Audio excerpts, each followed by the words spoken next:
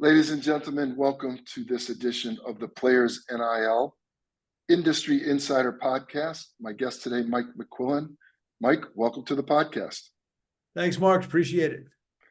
Well, your certified world-class speaking coach promotion got my attention because we want to talk about public speaking. We want to talk about communicating, storytelling, which is a huge part of athletes today and their marketing skills. But I always try to make it a little personal. So I want to go back to your early years and ask you some questions about sports because, we are a sports-centric brand. We work with athletes, but we also work with creatives and artists and things like that, but mostly athletes. And I think it's always interesting to learn about someone's athletic journey and how it shaped them and how maybe it plays a role in who they are and what they do today. So why don't you tell us a little bit about your childhood, where you grew up, and your relationship with sports?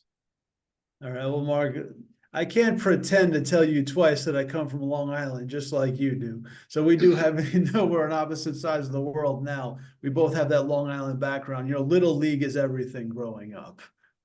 And for all the people who say, everybody gets a trophy, back then you earned your participation trophy. In fact, just about 40 years ago, my dad was the president of the T-ball league.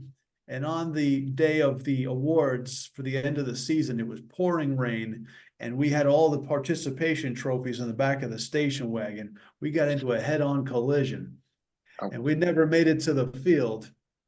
And those kids were out there standing in the rain waiting for their participation trophies. I still hear about it from some of my friends. They're not concerned about me. They wanted their trophies. So we took Little League very, very seriously back in those days. In fact, even years when I wasn't that good, I still would play softball in gym class or at camp. And who is that? So we were pretty competitive in our Little League. We took it very seriously. But growing up in adolescence, you get exposed to a lot more sports. And my sport for me was wrestling. That's been the thing. In fact, go to age 12, 13, you get that early adolescence. And all I wanted to do was cause trouble. Back in those days, back in my day, student athlete was an oxymoron. You were either a student and you wore a striped shirt and your mom tucked it in for you and cut the crust off your peanut butter and jelly sandwiches and you behaved yourself, or you were a rebel and you played a sport just to keep yourself out of jail. And that was a little extreme. But my goal in life when I was in 7th grade was to get 30 detentions before Christmas. I almost made it. But then come January was wrestling season, and I didn't get in trouble anymore because I had some positive direction in my life. I was proud of the school for being there. I was proud to represent them, and I had a way to take out all of that energy. So that's the difference. And also it changes your attitude because I didn't admire those kids at the back of the school bus as much anymore because the wrestlers taught me who the real tough guys were, the ones who earned it, not through reputation, but through actually putting in the work. And that's been my life is in wrestling. How that relates to speaking, I have to fast forward to my senior year. I was all county. Now, you come from Suffolk County, which I will admit is a much tougher county for wrestling. Fine. But anyway, I was all county in Nassau, and I'm proud of it. We had a guest speaker at our awards banquet for Nassau County. I want to say his name, but I won't put him under the bus. But his opening line to his keynote speech was, guys, I'm not a very good public speaker. And I made that promise that night. Someday I am going to give that speech. And I have given that speech. But more importantly, it gave me that trajectory that sports and speaking are one and the same. That if you are an athlete, people want to hear your story. You have a story, you have an audience, you've got the motivation to tell it. And now, with the new laws in NIL, you can be compensated for it. So it's perfect timing. It's like the moon landing. We all just landed here at the same time. Great. Love the background. So we have two foundational principles of our business. First one is, how do you use athletics to better your life? And I think your story just demonstrated that. It gave you focus. It gave you a goal. Was college part of your thought process at that time, or was that a distant dream? I knew summer before my senior year, I went to Jay Robinson wrestling camp out in Minneapolis. And sadly, Jay shut his camps down because of COVID. He's up there in years anyway. This was tougher than boot camp because I joined the Marines after high school. But that summer, University of Minnesota at the time was the biggest undergrad in the United States. And I looked around, I said, this is not for me. I don't want any part of this. And at the same time, I was thinking military, and Jay was an Army Ranger, so there's a whole lot. So I just had that mindset. And so when I got in touch with the Marine recruiter, I said, that's where I'm going. Now, if you think joining the military that your days in the classroom are over, think again, because that is higher education. It's not just yes, sir, do push-ups. I spent 4 years in the Marines, and I still had that desire, like, I'm not done wrestling yet. So at the age of 26, I moved back to New York, went to Nassau Community College, joined the wrestling team, turned 27 during my first semester in college wrestling. Again, I'd love to name drop, but I'm not going to, but I was on the mat with an eventual UFC world champion. I took a beating from him every day, but I scored 2 points on him. I scored a reversal on him one day. And the reason is I always admired student athletes. I said, if I could do anything different with my life, I'd wrestle in college, but it's too late because of the Marines. I shouldn't have said that. So that brought me back. So I wrestled in college in my late 20s, getting beaten up by teenagers. I'm looking at these kids thinking, I was all county when you were competing in potato sack races, and now I'm competing with you. I didn't do it for glory. I didn't do it for trophies. I did it because I didn't have enough experience to do what I really wanted, which was to coach. So I took my lumps so I could coach, and I was a coach before I moved down here to South America. It's not much wrestling here, but I had that experience. It was well worth it. So even when it wasn't convenient for me, it was still a passion, and can't say I'm proud of my win-loss record, but I'm proud of the experience and the fact that I put that effort in. And now we have a story to tell. Yeah, so a couple things come to mind. First of all, you went to a great school, one of the great teacher colleges in America, Cortland State University, my Yes. parents' alma mater, so we have that connection. Secondly, I'm a little bit older than you, and I remember my freshman year in college, a couple of guys had gotten out of the service on the GI Bill and came back to play college football, Division II football. So they had been in the tail end of Vietnam and had seen combat and things that we can only imagine. So here they are at age 28, I'm 18. They're men beyond men physically, maturity-wise. You know, they probably think I just came out of the bathwater, so I can relate to those stories. But as you go through that journey at Cortland, an older student athlete with some life experience, you've been around probably the world, and with younger kids, what did you take away from that? You know, how did it shape who you are today? What were the takeaways from that experience? Well, I learned a few lessons, good and bad. If I can kind of explain Cortland, not a huge campus. Most people, I was older, so I didn't have to live on campus, thankfully. But I lived in the West Campus apartments, which are kind of behind the school and away from all the stuff. And it's kind of really quiet. And I was able to kind of live this life of mystery. I had an apartment I kept to myself. I used to say, most people my age are paying a mortgage and doing responsible adult things. Me, I'm getting the GI Bill to go to school. This is paradise. And it was cool. But my senior year, I actually moved closer to campus, and I lived with other people that were, traditional college students. And it was a mistake for me to do that. It was a mistake for me to socialize with them, because it's like I'm trying to get their approval because they're better wrestlers than I am. Meanwhile, they're kids, and all they care about is downloading their favorite ringtone and what pizza topping and where they're going to drink tonight. And it was just, I shouldn't have interacted with them as much socially. And my standing definitely diminished because of that. I don't go back and say, did you look up to me? Did you admire me? I mean, my nickname back then was Crazy Mike. Part of just, what is he doing? You call it Van Wilder, somebody who stays in college. So some people, to some extent, there was that admiration that I joined the Marines. I lived on my own. I put a roof over my head. I paid my own rent. I lived the American dream, and then went back. And some, quite frankly, were not as receptive. So it's a give and take. And I would say to anybody in that situation, I know you want to live that life again, but you got to keep a safe distance if you want to be respected. You want to get the respect you deserve. You can't, without looking down your nose at anybody, you can't treat people like your peers if they're not. Good lesson. So the second foundational part of our company is, how do you use athletics to better the lives of the people around you? So you've got all of this experience, right? This high school journey, the trophies, the car crash, Nassau Community College, the Marines, college wrestling, the social experience. Like, you've seen a lot and been around.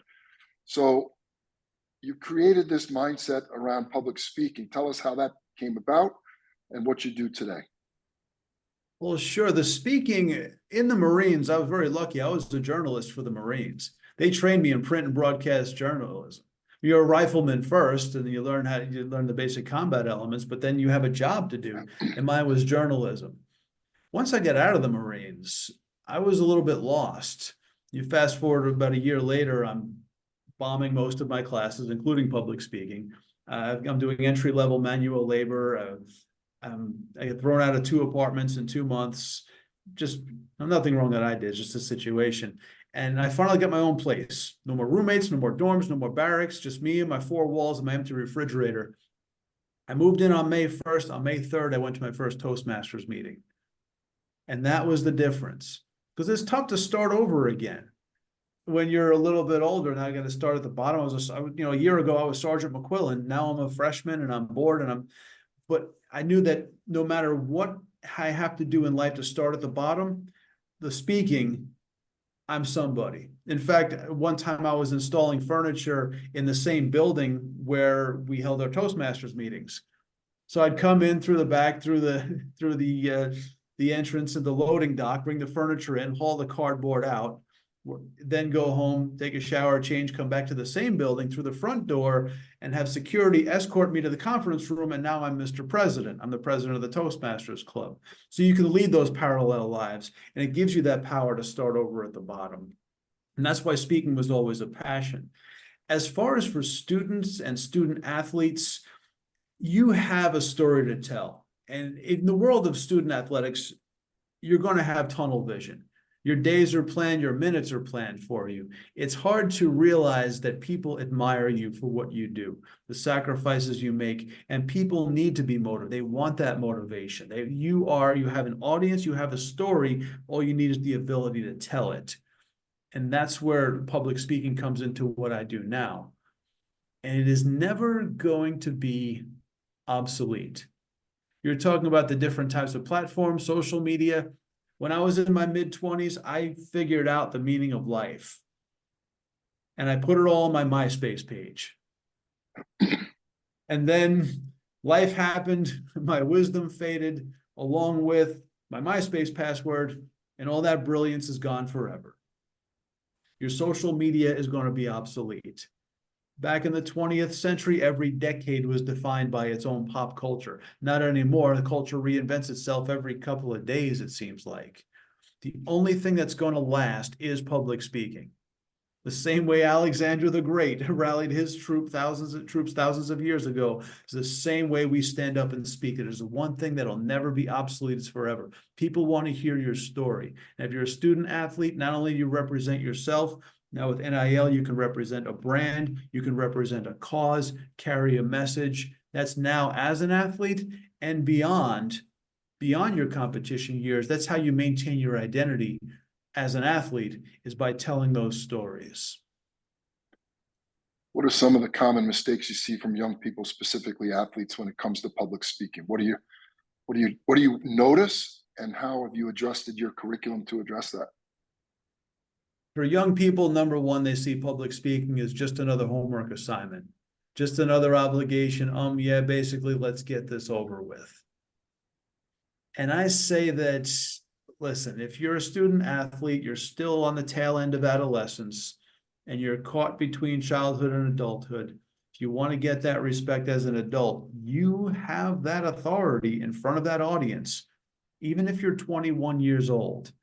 And everybody out there has lived life. You are an authority, and you've got to conduct yourself that way. Not as, let's get this over with, but rather share your message. but not so much as I have this great wisdom, even though I'm half your age. Telling stories that carry lessons, as long as your stories carry the lessons, you personally don't need to profess your wisdom and lecture people. So I would think those are the biggest things. Number one is treating it like a homework assignment, just wanting to get it over with, and speaking to an authority figure rather than speaking to an audience. And the other is going to the other extreme and thinking you have all these great life lessons. If you don't, you've got stories that carry the lessons for you. So today you've mentioned social media a few times. It's a Yes. form of public speaking, right? It's a way to connect with an audience and to communicate. Name, Absolutely. image, and likeness, the first 3 years, 80% of NIL deals are based on social media. Of course. 60% are with local businesses. Probably statistics that don't surprise many people. Do you address communicating through social media? Is it the same mindset? Is it a totally different skill set? How do you address that? It's downstream. Social media is downstream from live speaking. Now, social media, no doubt, has a bigger presence. You might think of it first, but as far as developing skills, you learn how to give a bigger signature talk first. Then you dice it up into the smaller things. And I say this all the time to students. How do you want to be seen? Do you want to be sipping energy drinks on TikTok going, yay, bro, my broski?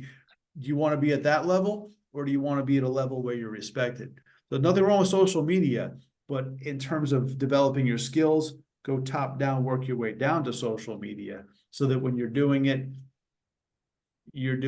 with professional world-class speaking skills. Yeah, I think we teach 5 pillars of education that we think are life skills. We say that NIL is not a 4-year thing; it's a 40-year thing. Public Yes. speaking is a lifetime skill, right? And I don't care if you're a teacher, if you're a community servant, if you're a parent, right? You're an employee, you're a manager. You're going to be interacting with people, and I see people like your story that are better than others at public speaking, better communicators. And it's a challenge, and not everyone's comfortable with that. Some people hide behind social media, I think, versus public speaking. You mentioned Toastmasters. I know some people that have gone through that. It's an excellent program. What did Toastmasters do for you? Personally, it gave me an identity, because when you go to Toastmasters, you don't have to preach diversity because it's there.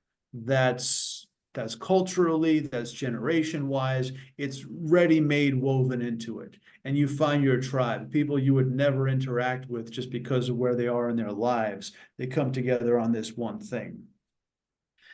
It also gave me confidence because they elected me. I didn't even ask. They anointed me the president of the club.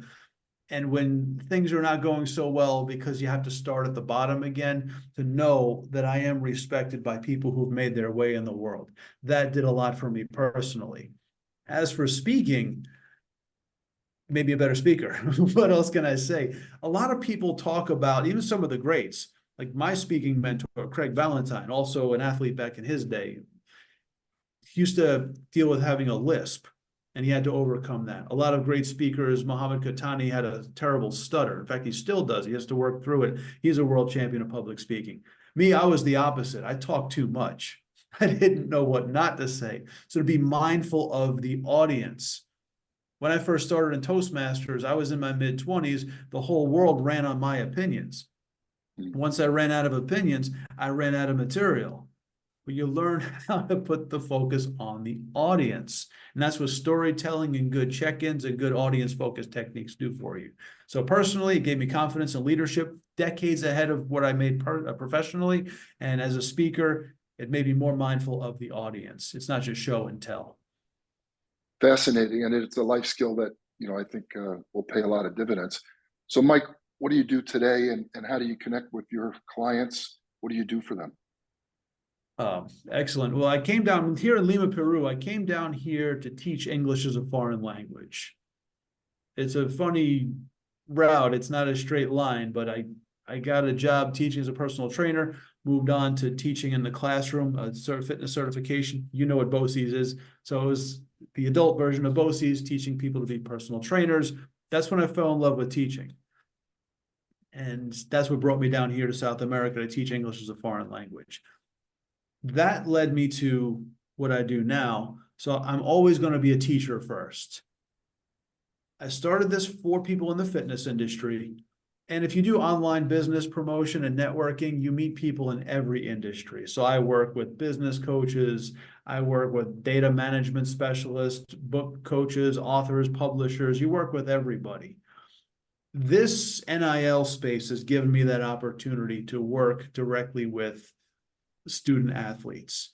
And what we do is it's more important to work on the material than the speaking abilities. I think one of the biggest problems I see in this industry of speech coaching is they work on the delivery more than the content. And the reason is delivery is easier. Let's work on your hand gestures. Let's work on your eye contact. Let's work on your vocal variety. It's easy. But developing content is where it really is. So when you work with me, we start with storytelling. There's actually two separate levels of storytelling. One, how to tell the story with good conflict, because a story without conflict is just a circumstance. It's not a real story. How to build conflict and how to build suspense. And so that the resolution in your story is the same resolution that you offer, whether it's in or out of your sport. That's the life lesson they take away. But then we also go deeper in how to develop good story elements, characters, setting, allegory. And when you're telling a story, you can only use one. If you're writing a novel, you can develop everything, the character development, the setting and everything else. But we had to key in on one. So there's a lot on storytelling. And once you're there, you learn how to incorporate the audience. So you're not giving a monologue. You're not doing Shakespeare in the Park. You turn that speech into a conversation. And that's how you establish your authority, is when you are leading people through the experience rather than just giving a presentation as if somebody's grading you. Those are the big things. And then the delivery comes naturally through that. And I would encourage anybody watching, if you're looking at resources to develop your speaking, content comes before delivery, and most of your resources are the exact opposite. So that's what I do, whether it's in a group course or whether it's one-on-one private speech coaching. That's how I roll.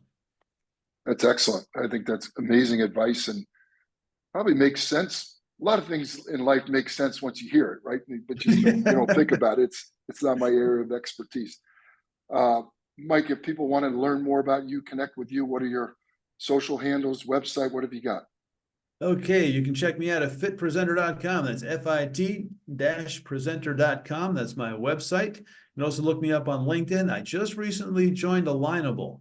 So I don't know where to find me there, but I'm on Alignable. But I'm sure we can get those liner notes in there later. And I'll be happy to put my handles and links wherever you publish this. I know you're on YouTube. But check me out, the website, Fit Presenter, and also LinkedIn. I'll respond to you within minutes.